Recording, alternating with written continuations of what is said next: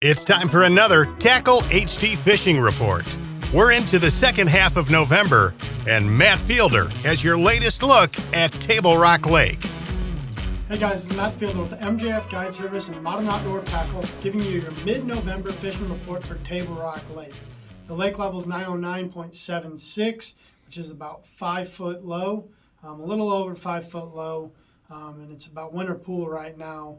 So this lake's still really low, still could use some water in the lake, and hopefully we'll be getting some of that. But with that being said, some of that bank cover is still out of the water, like we have been for all fall. So just keep that in mind. So if you have some places that are normally, where there's brush that's in like 5-10 foot, now it's on the bank. So you'll be targeting that kind of stuff. The water temperature right now is anywhere from 55 to 60. It kind of fluctuates throughout the day. We've had these really cold temperatures this last week. It's brought the temp down, but if we have a sunny day, it kind of warms part of the lake up to about 58 to 60 degrees towards later in the afternoon, but it's really sitting in there in like 56 to 58 range throughout the lake. The upper river is a little bit colder than the main lake. There's less water to cool off, or to cool off right up there. So it's cooler than the main lake, and so the rivers are a little bit cooler than the main lake. Right now, the spinner bait is still working, guys. If you guys can get on some banks that have some wind blowing on them, especially the chunk rock banks. The swings going into the banks, whether you're in a creek or in a creek going into a point or even on the main lake, all of them are working. You'll just go down the bank, throw a spinnerbait, chunk rock. For me, it just has to be chunk rock. 45 degree or maybe a little bit steeper, but 45 degrees has been the best for me. You'll start about 100 feet or 100 yards from a point, and you'll work to the point and then cast out over the point and bring it back, and then from 10 foot in with the spinner bait, and you'll get some bites. It's been a good way for me to get some bites right now.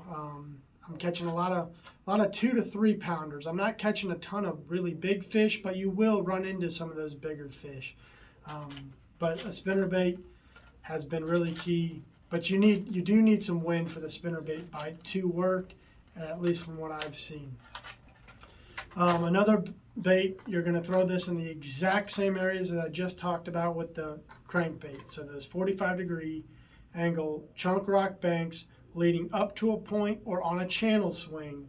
You'll be throwing, this is a balsa square bill or just a balsa crankbait, and just kind of work it at a medium retrieve. I haven't been really burning it, and I haven't been just creeping it. It's just kind of a medium steady retrieve, and I've been getting quite a few bites. Same thing, a lot of 2 to 3.5 pounders on the crankbait. I'll run into a better one here and there, but it's not consistent big ones. But those are pretty solid fish, and you can normally go out there and catch quite a few of them. So you have the balsa, but then everybody loves to throw a rock crawler, and those are for those fish that are a little bit further off the bank, but you're going to be throwing them in the same areas. You'll just come back through the same areas that you just went through with your spinner bait or the balsa bait that's a little bit shallower. Come back through those same areas, and you'll pick up a few more fish throwing the rock crawler. So just get out a little bit further, do your 45 degree angle cast, or just parallel, and you'll catch a few more fish in the same areas, just a little bit further out on the rock crawler. In those same exact areas, sorry to keep beating a dead horse, but that's just the way we're catching them. I'm throwing a jerk bait right now. Jerk bait's one of my favorite ways to catch them. It's not, wintertime on fire, but it's a pretty good way to catch them right now. I'm catching quite a few fish right now on a jerk bait. You just got to be in the right place at the right time, and you'll catch quite a few fish on a jerk bait. Same thing here. It's an A-rig. It's A-rig season, guys. I mean, it isn't blowing the doors off, but starting to catch more and more fish on the A-rig. Same kind of stuff. You can fish brush with it, tree tops. If you just want to fish points, you can get out there and cast it up, and depending on if you see the fish on your graph suspended, you'll just kind of let it pendulum down to where they are suspended. And if they're on the bottom, just creep this along the bottom, and you'll pick up some fish right now on an A-rig. And this bite's only going to get better and better and better as we move into winter time here. But if you guys enjoy throwing an A-rig, you can really start throwing it right now and pick up quite a few fish on it.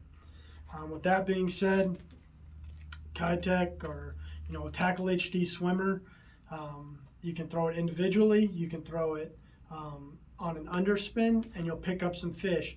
I mean, I always have a swim bait tied on at Table Rock.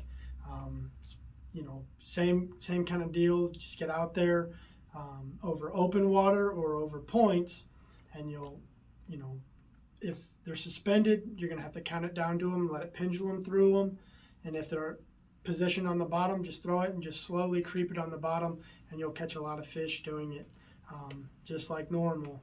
And been catching a lot of fish on the swim bait. For you guys that like the live scope, I've been doing a lot of live scoping, and this is a Johnny Darter, and since they quit making the flat jig, this has been my go-to.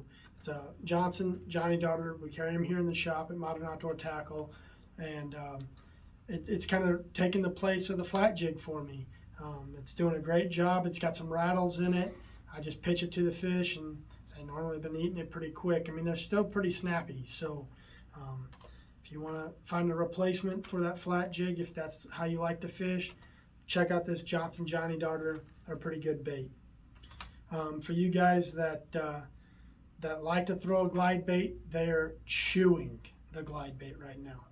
You just, same kind of thing as the crankbaits and the spinner bait, you'll be catching glide bait fish. Same exact areas, steep chunk rock banks, or if you have some shallow brush and you can bring, or you have a lot of patience, even for some of that deeper brush, throw this glide bait over it, and you'll be amazed. That's where some of this quality is coming from. And you're getting quality, and you're getting quite a few numbers throwing a glide bait. So if you want to get some confidence in a glide bait, now is a really, really good time, guys, to throw a glide bait. So go out there, get some confidence in a glide bait, chuck it around. You may need to go out there and spend a whole day just throwing this, but you'll get your confidence in throwing the bait. Another thing, guys, is these HFX rods. This is a 7-foot medium heavy crank and pull. I've been throwing these, and actually in the Scott Canterbury series as well. I've been throwing a lot of the HFX, and it's been really helping me keep hooked up with some of these fish that are just swiping at the bait. So if you guys have never tried a Halo rod before, come into the shop, pick one up, or order one from modernoutdoortackle.com, and I think you'll be amazed, because you'll catch some fish that you've been losing. So until next time, guys, thanks for watching.